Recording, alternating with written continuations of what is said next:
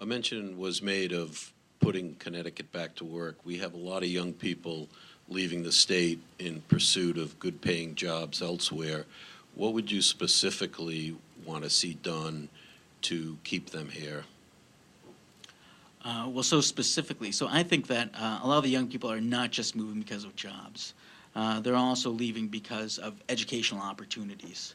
One of the things that when I studied, when I read about it, I loved, was Tennessee has what's called the Tennessee Hope Scholarship, where what the state does is any graduate from a Tennessee high school with a 3.0 GPA will get their community college tuition paid for by the state as long as they continue to achieve that 3.0 GPA. And I think that that's one of the good things that we should try and institute here in Connecticut. I think that saying that if kids achieve, that they can go on to school and that we can help them out. So I think that by being able to keep the kids here in the state through community college, we actually are increasing our chances that they will settle down in this state as they grow older. And Mr. Formica, on the topic of trying to keeping young people here in Connecticut and opportunities here, and you have 90 seconds. Thank you. Yes, I think that's critical as we move into the next generation of Connecticut here. And it's not happening. It's not happening for a number of reasons. Our transportation is not adequate, and housing is not adequate, and the jobs are not prevalent due to the fiscal environment of our state. So we need to work hard and continue the community college training program that is working very well across the state now, where Three Rivers has a sheet metal shop and Grasso Tech has a welding shop. Young people are being trained to move into manufacturing positions.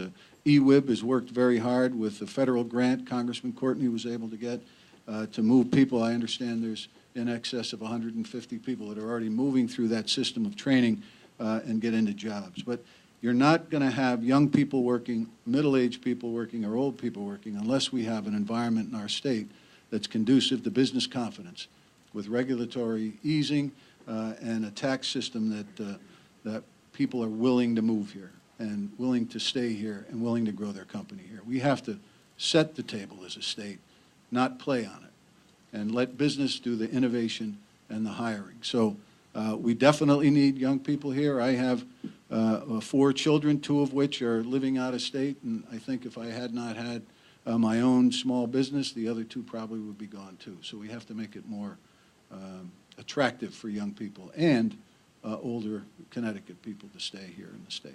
Thank you. Mr. Henowitz, you get last word on this topic. You have up to 30 seconds. So I think that a lot of things get to this. It's not just a business climate. It's a lot of the practices that we're just doing throughout the state. As I had said earlier, we look at the state budget and what happened with it. We ended up laying off 1,000 of the lowest paid state employees, the new state employees. So these are the individuals that are the young people within the state that are trying to get their profession going. They're working in what is actually a real profession, a middle-class profession, and what do? We cut the legs out from under them as soon as they got there. All right, thank you. The next question is from David Collins, and it's to Senator Formica.